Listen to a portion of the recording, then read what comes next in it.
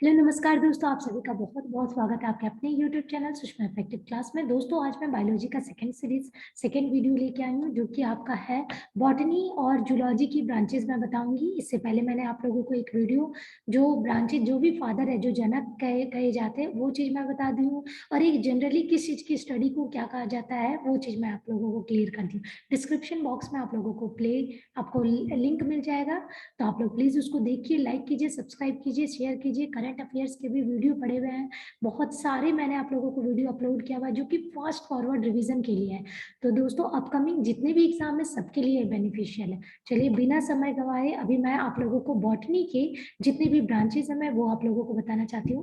तो botany branches के लिए सबसे पहले देखिए एग्रोस्टोलॉजी है, यानी घास विज्ञान की स्टडी को, घास का अध्ययन को क्या क्या कहा जाता है, घास विज्ञान की एग्रोस्टोलॉजी। एग्रोस्टोलॉजी फिर है एल्गोलॉजी। एल्गोलॉजी क्या आ जाता है, सेवालों सेवालों का अध्ययन। एल्गोलॉजी ये सेवालों का अध्ययन कहा जाता है। नेक्स्ट देखिए एनाटॉमी। एनाटॉमी में आप लोगों को बताई थी कि जितने भी आंतरिक संरचना का अध्ययन होता है, एनाटॉमी क्या होता है, आंतरिक संरचना का अध्ययन कहा जाता है। एंथोलॉजी जो फ्लावर पुष्प के अध्ययन कहा जाता है, स्टडी किया जाता है, वो होता है एंथोलॉजी। बैक्टीरियोलॉजी होता है, बैक्टीरियोलॉजी होता है जीवाणुओं का अध्ययन, जीवाणुओं का अध्ययन कहा जाता है, यानी बैक्टीरिया का स्टडी।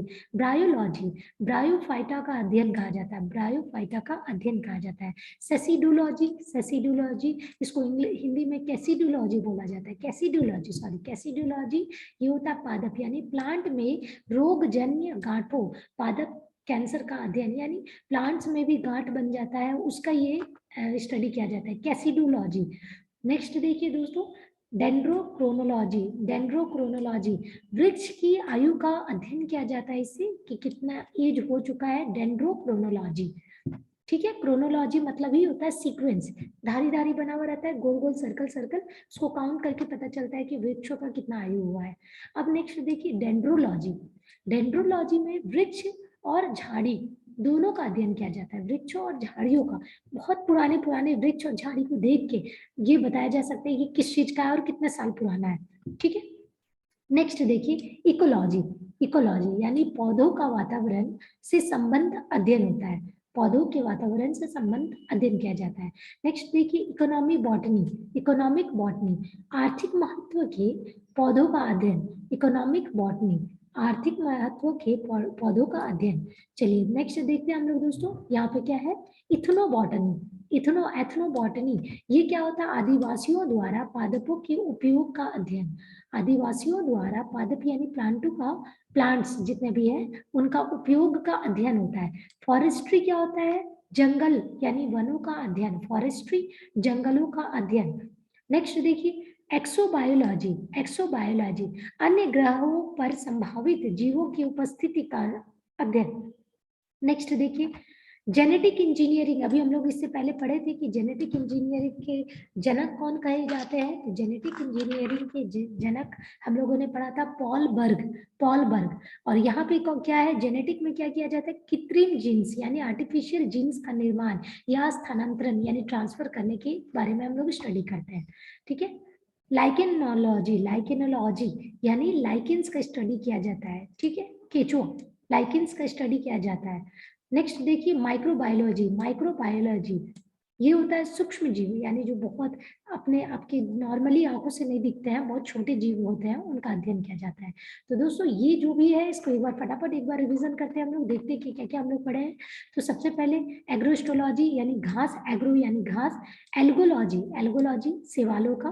नेक्स्ट देखिए एनाटॉमी आंतरिक संरचना का अध्ययन किया जाता है। एंथोलॉजी फ्लावर्स का अध्ययन किया जाता है। बैक्टीरियोलॉजी बैक्टीरिया का अध्ययन किया जाता है।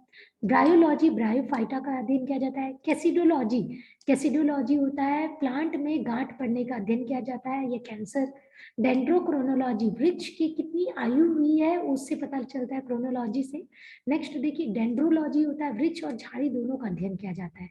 इकोलॉजी पौधों के वातावरण से संबंधित है। इकोनॉमिक बॉटनी होता है आर्थिक महत्व के पौधों का अध्ययन। नेक्स्ट देखिए इथिनोबॉटनी। इथनोबॉटनी आदिवासियों द्वारा जो प्लांट उपयोग किए जाते हैं उनका अध्ययन करना। फॉरेस्ट्री जंगलों का अध्ययन करना। एक्सोबायोलॉजी, अन्य ग्रहों पर संभावित जीवों की उपस्थिति का अध्ययन करना। अन्य ग्रह यानी दूसरे प्लांट में कौन कौन से जीव हो सकते हैं उनका अध्ययन करना। जेनेटिक इंजीनियरिंग, अभी पॉल बर्ग के बारे में हम लोगों ने पढ़ा था, इनके फादर कहा जाते हैं। कृत्रिम जीन्स। लाइकेनोलॉजी, लाइकेंस का अध्ययन करना। माइक्रोबायोलॉजी, सूक्ष्म जीवों का अध्ययन करना। तो दोस्तों ये यहाँ तक हम लोगों ने कंप्लीट किया कि कितना हुआ है। अब हम लोग आगे देखते हैं माइकोलॉजी। नेक्स्ट हम लोग देखते हैं कवकों का वैज्ञानिक अध्ययन। माइकोलॉजी, कवकों का वैज्ञानिक अध्ययन। माइकोलॉजी के बारे में हम लोग एक और चीज पढ़े थे कि हार्मोनल चेंजेस जो होता है डीएनए में चेंजेस कर सकते हैं माइकोलॉजी के द्वारा। ठीक है, चलिए नेक्स्ट देखते हैं माइकोप्लाज्मोलॉजी। तो माइकोप्लाज्मोलॉजी में माइक्रोप्लाज्मा के वैज्ञानिक अध्ययन की जाती है। नेमाटोलॉजी, नेमाटोलॉजी तो नेमाटोड्स की पादपों के साथ संबंधों का अध्ययन। नेमाटोड्स की का प्लांट जो होता है उसके साथ जो भी संबंध है उसको हम लोग इसके बारे में स्टडी करते हैं। पैलियोबॉटनी, पैलियोबॉटनी पादप जीवाश्मों का अध्ययन करना। पादप जीवाश्मों का अध्ययन करना। पैलिनोलॉजी, पैलिनोलॉजी पराग कणों का अध्ययन करना। पराग कणों का अध्ययन करना।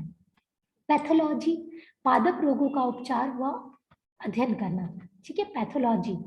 नेक्स्ट देखिए पैरासिटोलॉजी। पैरासिटोलॉजी क्या हुआ? पोषक तथा परजीवों के संबंधों का अध्ययन करना। पोषक तथा परजीवियों के पोषक संबंधों से अध्ययन करना। फार्माकोलॉजी, फार्माकोलॉजी औषधियों पादपों का अध्ययन करना। ठीक है, नेक्स्ट देखिए फिजियोलॉजी। फिजियोलॉजी, फिजियोलॉजी क्या होता है? विभिन्न पादपों के जैविक क्रियाओं का अध्ययन करना। टेरिडोलॉजी, टेरिडोलॉजी में पी साइलेंट होता है। टेरिडोलॉजी में टेरिडोफाइट्स का अध्ययन करना।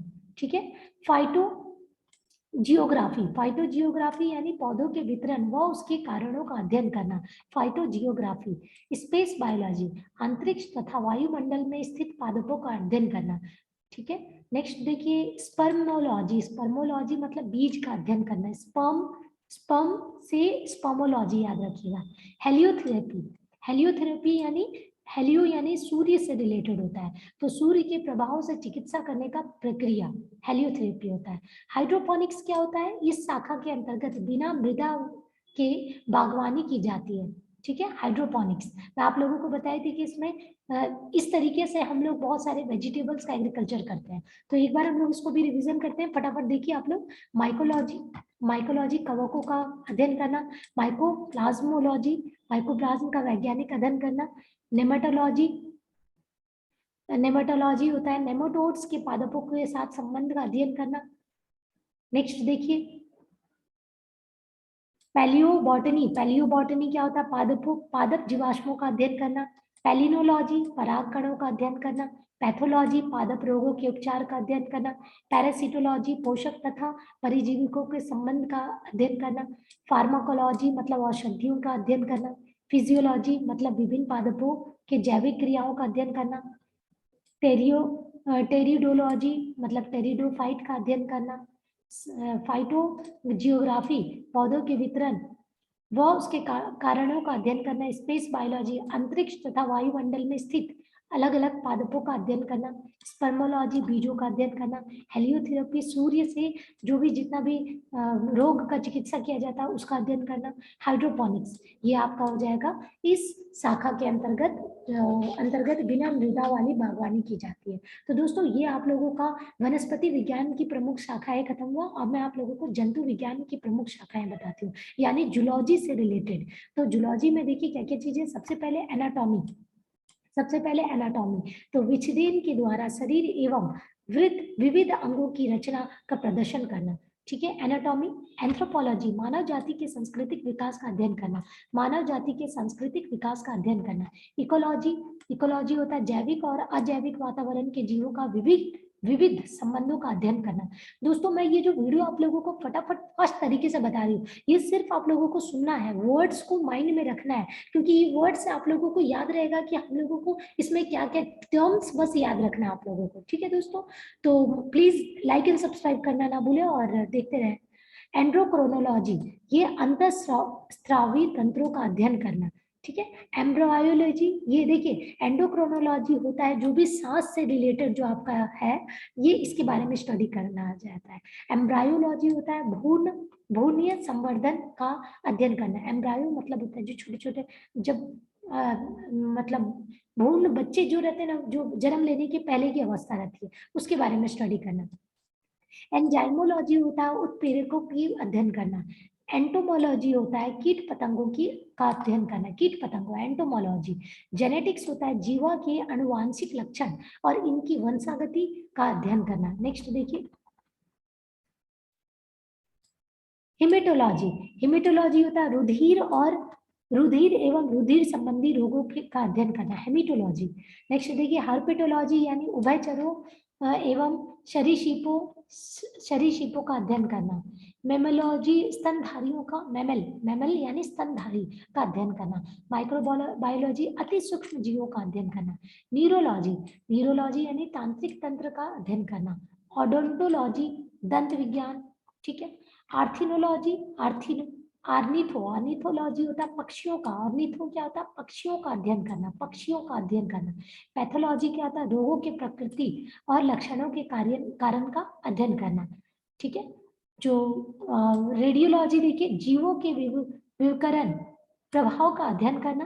टेक्सोनॉमी जीव जाति के नामकरण एवं वर्गीकरण का अध्ययन करना। तो दोस्तों एक बार नाम फटाफट आप लोग एक बार रिमाइंड कीजिए, क्योंकि जंतु विज्ञान है, तो जंतु विज्ञान जूलॉजी से जो है आपका टर्म है, ये याद रखिए। Anatomy, anthropology, ecology, endocrinology, embryology, enzymology, entomology, genetics, haematology, herpetology, mammalogy, mammals स्तनधारी, microbiology, neurology, odontology, ornithology, pathology जो ऐसा बोला जाता है कि मतलब कि पेशाब जांच होता है, कभी कभी लोगों के मतलब मल का भी जांच होता है, तो पैथोलॉजी में ही होता है। Radiology, taxonomy. तो दोस्तों यहाँ तक मैं आप लोगों को ये पार्ट 2 कंप्लीट कर रही हूँ। मैं नेक्स्ट पार्ट में आप लोगों के लिए important principle related to origin of life और इवोल्यूशन ले आऊंगी, जीवन की उत्पत्ति से संबंधित प्रमुख सिद्धांत एवं जैव विकास। तो दोस्तों अगर पसंद आए तो लाइक एंड सब्सक्राइब करना ना भूलें, और तब तक के लिए नमस्कार।